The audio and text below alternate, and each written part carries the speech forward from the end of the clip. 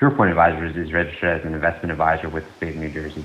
Registration of an investment advisor does not imply any specific level of skill or training and does not constitute an endorsement of the firm by Securities and Exchange Commission or any state securities authority. Welcome to another episode of SurePoint Advisors Financial Roll Call with James Fay. We are 10-8 in service. This is a podcast for law enforcement by law enforcement. I am James Fay, and I'm a financial advisor with SurePoint Advisors, and I'm focused on helping law enforcement officers with making educated financial decisions that will directly affect their retirement. I truly believe that this podcast will help accomplish that. All right, today's topic, I'm going to give you a brief overview of life insurance. Over the past year, I've been getting a lot of calls about life insurance. Now, whether it's the pandemic or the media constantly reporting on the death toll that this pandemic has caused, or maybe some officers have loved ones or coworkers that might have passed away due to this pandemic. Whatever it might be, over the last year, I've certainly had an increase in calls on life insurance. What I do find alarming when I speak to these officers is that a lot of officers have no idea what they are covered for while they're employed with their respective agencies and what they lose when they leave or retire. So that really sparked the topic of this episode for a podcast. I want to make sure that I educate you on what you are covered for, life insurance-wise, while you're employed, and what you lose when you leave, when you retire. Very, very important. So I want to be very transparent with you, though. Although I don't deal with life insurance directly, I am educated on it, and I'm licensed in the state of New Jersey to sell life insurance. And as a financial advisor, I wouldn't be doing my due diligence if I didn't discuss it with my clients. So the truth is that there's a lot of life insurance reps out there that have no idea how our pension works. And they're overselling law enforcement officers life insurance. And what does that mean? So if you're being oversold life insurance, that means you're paying too much premium. And maybe some of that money could be reallocated somewhere else to help protect you and your number one asset, which is you and your ability to work, make money, and build wealth.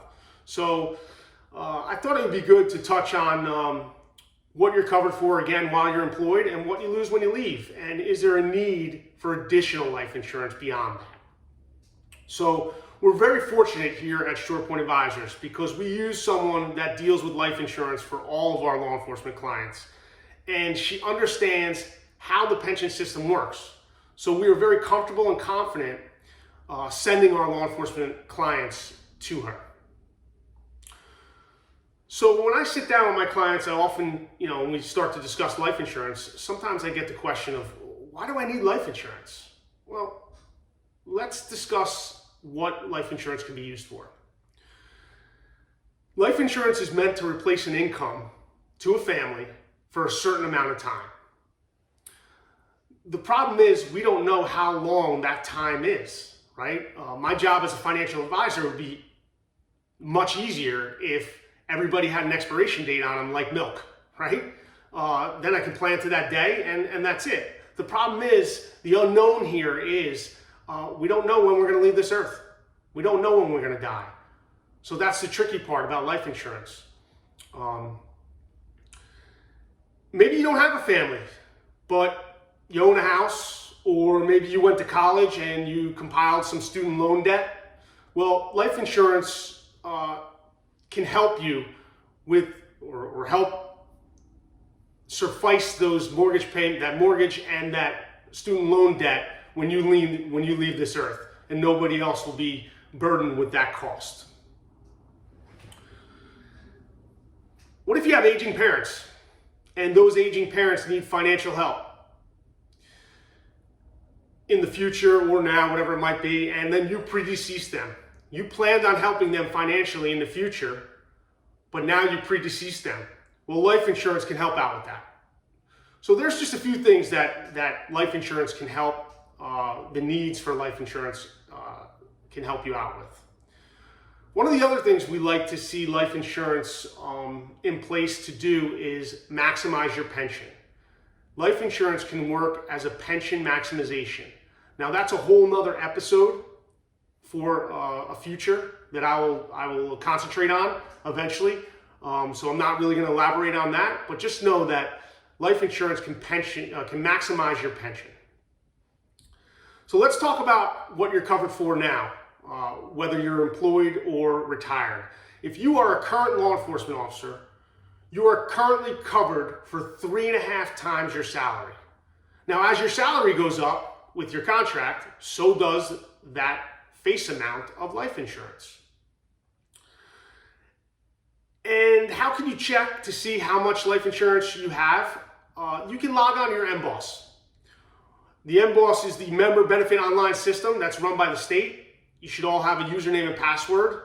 If you are a current law enforcement officer and you do not know your username and password, I would suggest that you get in touch with your TAC officer within your department, and they should have that information for you. If you are a retired law enforcement officer and you do not have your username or password, or you do not know it, unfortunately, you're going to have to call out to the state and to obtain that. And all I can say there is good luck with that. That's probably going to take a little time. And let me just give you a little tip for the listeners that are getting ready to retire.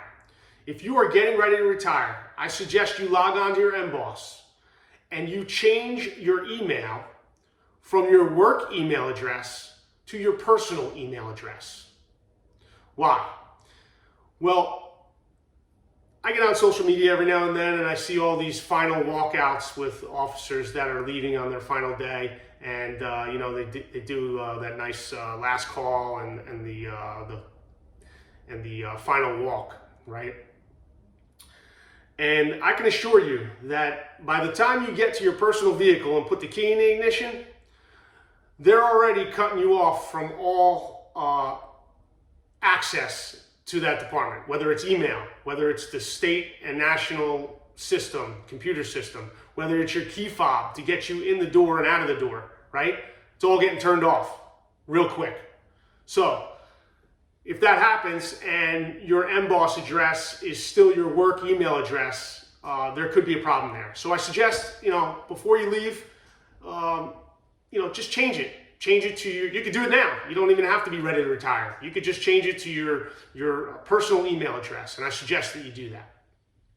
So if you're currently employed, you're worth 3.5 times your salary. Well, what happens when you retire? That's a great question.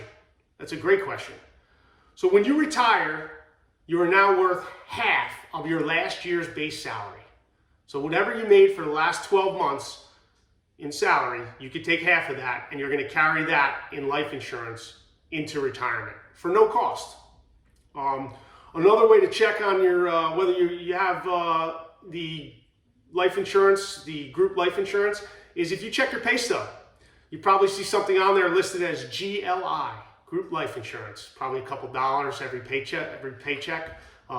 That is your group life insurance that you're paying for. In retirement, you carry half of that for free, no cost.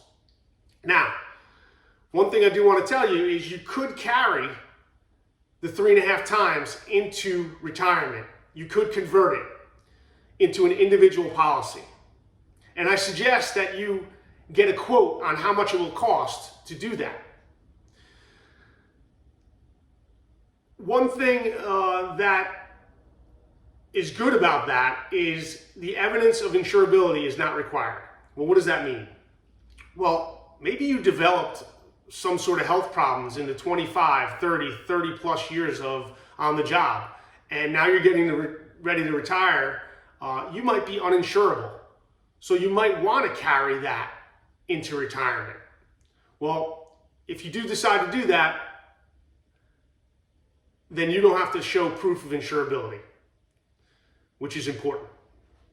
Now, one thing you might want to know, you only have 31 days from the day you retire to convert that and take that into that 3.5 times into retirement with you. So that's something that has to be done quite quickly. And a lot of people don't realize that. And maybe they'll come to me after they retire, we'll sit down and talk about their finances, and it's beyond that 31 days, and they're uninsurable because they had some sort of health problems throughout their career, and now they can't do the 3.5 time conversion either. So that's very important. Another important thing I want to touch on, probably the most important thing in this episode, is updating your beneficiary. I cannot tell you how important this is. It will take all 2 minutes for you to log on to your MBOSS and see who is listed as your beneficiary. This can alleviate a firestorm that you might leave behind if you leave this earth. And that firestorm could be alleviated, or it could be caused, I should say. You could cause a firestorm if you didn't take the 2 minutes it takes to update your beneficiary. So that's how important that is. Make sure your beneficiary is updated. You know, I can tell you from doing this job in finance for a little bit now, divorced officers, maybe, you know, divorced 1, 2, 3 times sometimes, and they still have their first wife listed, right? Log on, make sure it's updated. I'll give you another example. I told you in the introduction for this podcast that I started my career at a very young age. I wasn't married. I didn't have a spouse at that time. So I'm sure I listed one of my parents as my beneficiary. Well, now I am married, and if I predeceased my spouse and I didn't change my beneficiary and it's still listed as my parents and they are predeceased, well, now that life insurance money has to go through probate. And it might take a little time to come out of probate. And my family might need that money a lot quicker than the time it's going to take for it to come out of probate. So I can't emphasize enough how important it is to make sure your beneficiaries are listed and in line with your wishes. All right? Very important. So with that, 10-11, prepare to copy. Let's review some of the takeaways from this episode. Life insurance is meant to replace an income to a family for a certain amount of time. It can also be used to cover your debt, whether it's a mortgage or maybe student loans. If you're supporting aging parents, the general rule is that if someone relies on your income to live, then you probably need life insurance. And if you help out aging parents or plan one day to help out aging parents, a life insurance policy ensures that they are left with some money for long-term care or personal expenses if you can no longer do it because you predeceased them. If you're a current law enforcement officer, you're covered for 3.5 times your salary, your base salary. Once you retire, that goes down to half of your last year's salary. Whatever you made over the last 12 months, cut that in half, and that's what you take into retirement. Lastly, I want you to log into your MBOSS portal and check out your beneficiary. Make sure you do that.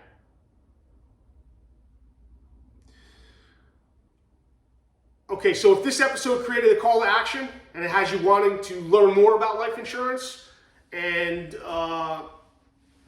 maybe you want to see if you have enough or see what kind of coverage you can get, you can always reach out to me in the office, 732-876-3777. I will make sure that you get in touch with our person that deals with the life insurance for all of our law enforcement clients.